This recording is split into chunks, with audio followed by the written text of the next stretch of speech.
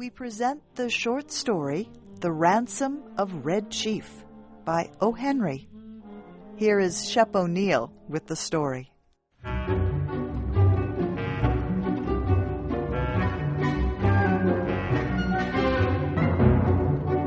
It looked like a good thing. But wait till I tell you. We were down south in Alabama, Bill Driscoll and myself, when this kidnapping idea struck us.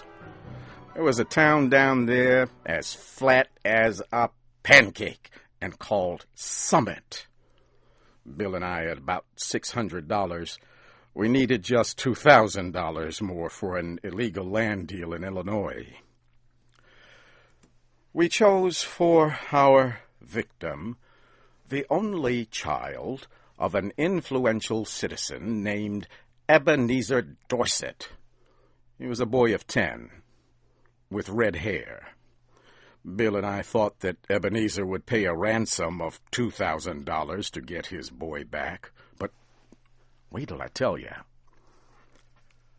About 2 miles from Summit was a little mountain covered with cedar trees. There was an opening on the back of the mountain.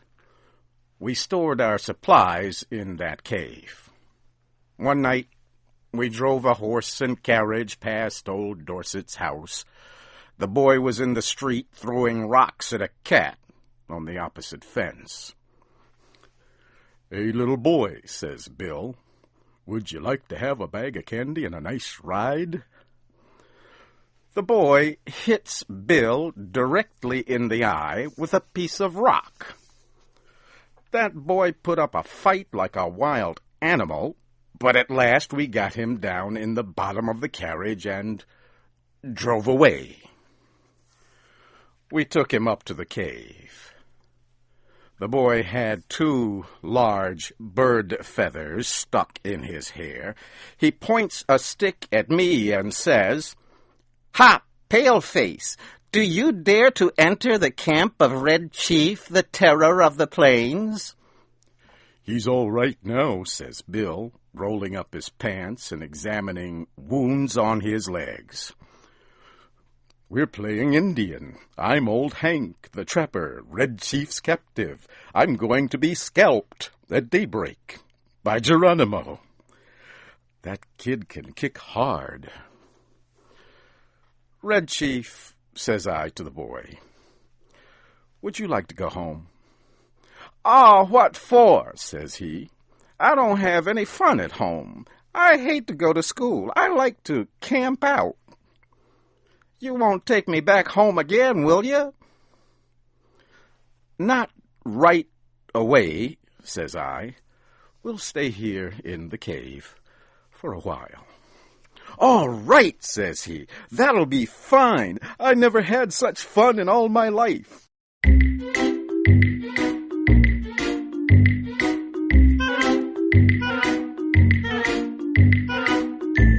We went to bed about 11 o'clock. Just at daybreak, I was awakened by a series of terrible screams from Bill. Red Chief was sitting on Bill's chest with one hand holding his hair. In the other, he had a sharp knife. He was attempting to cut off the top of Bill's head based on what he had declared the night before.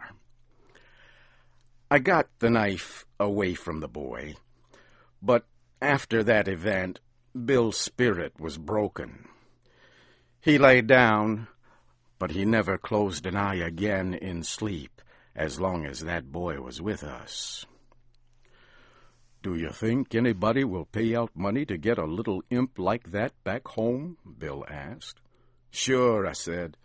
"A boy like that is just the kind that parents love.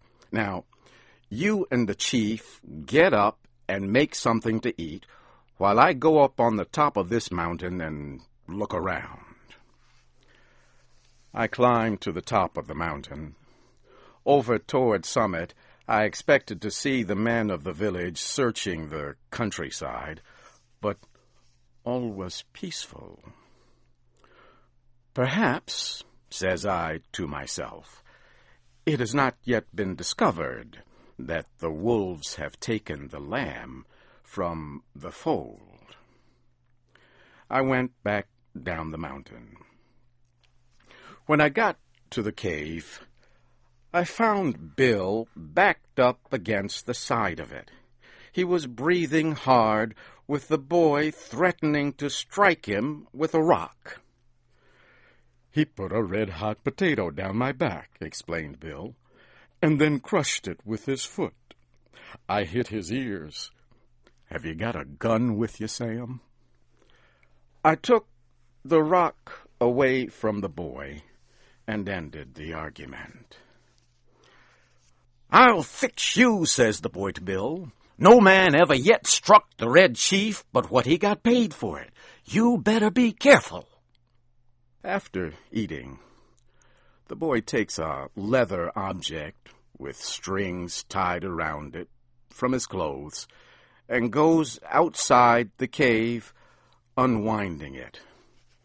Then we heard a kind of shout. It was Red Chief holding a sling in one hand. He moved it faster and faster around his head. Just then I heard a heavy sound and a deep breath from Bill. A rock, the size of an egg, had hit him just behind his left ear. Bill fell in the fire across the frying pan of hot water for washing the dishes. I pulled him out and poured cold water on his head for half an hour. Then I went out and caught that boy and shook him. "If your behavior doesn't improve," says I, "I'll take you straight home. Now, are you going to be good or not?" "I was only funnin'," says he. "I didn't mean to hurt old Hank, but what did he hit me for? I'll behave if you don't send me home." I thought it best to send a letter to old man Dorset that day, demanding the ransom and telling how it should be paid. The letter said, "We have your boy hidden in a place far from Summit. We demand $1,500 for his return. The money to be left at midnight tonight at the same place and in the same box as your answer. If you agree to these terms, send the answer in writing by a messenger tonight at 8:30. After crossing Owl Creek, on the road to Poplar Cove, there are 3 large trees. At the bottom of the fence, opposite the 3rd tree, will be a small box. The messenger will place the answer in this box and return immediately to Summit. If you fail to agree to our demand, you will never see your boy again. If you pay the money as demanded, he will be returned to you safe and well within 3 hours." I took the letter and walked over to Poplar Cove. I then sat around the post office and store. An old man there says he hears Summit is all worried because of Ebenezer Dorset's boy having been lost or stolen. That was all I wanted to know. I mailed my letter and left. The postmaster said the mail carrier would come by in an hour to take the mail on to Summit.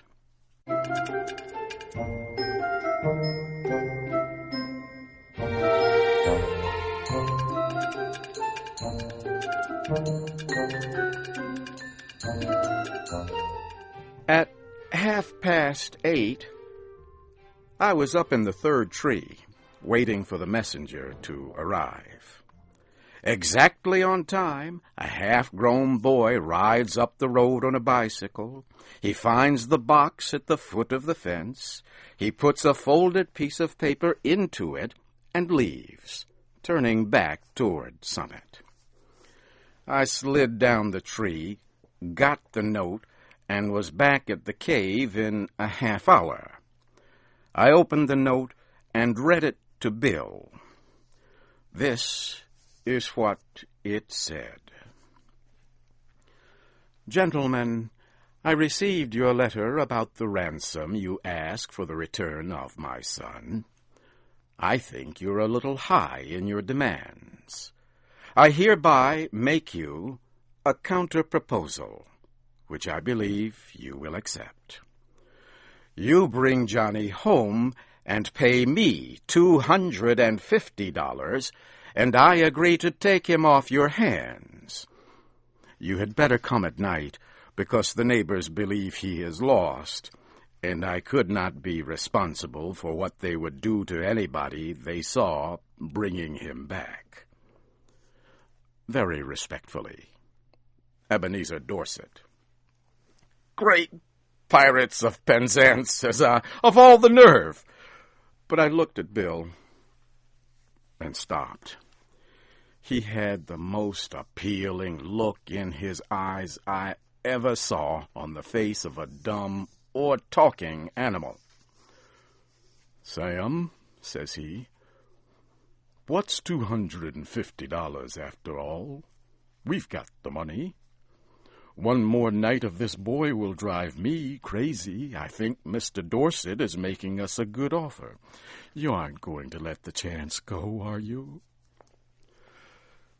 Tell you the truth, Bill, says I. This little lamb has got on my nerves, too. We'll take him home, pay the ransom, and make our getaway. We took him home that night. We got him to go by telling him that his father had bought him a gun, and we were going to hunt bears the next day. It was 12 o'clock when we knocked on Ebenezer's front door. Bill counted out $250 into Dorset's hand.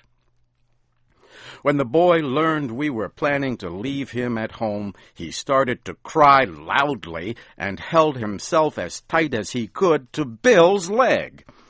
His father pulled him away, slowly. How long can you hold him? Asked Bill. I'm not as strong as I used to be, says old Dorset. But I think I can promise you 10 minutes. Enough, says Bill. In 10 minutes I shall cross the central, southern, and middle western states and be running for the Canadian border. And as dark as it was, and as fat as Bill was, and as good a runner as I am, he was a good mile and a half out of Summit before I could catch up with him.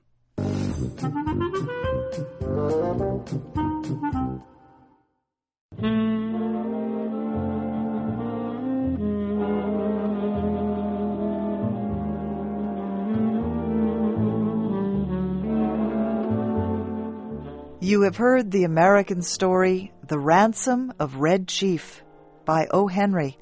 Your storyteller was Shep ONeal. This story was adapted into special English by Shelley Gullist. We present the short story, The Ransom of Red Chief.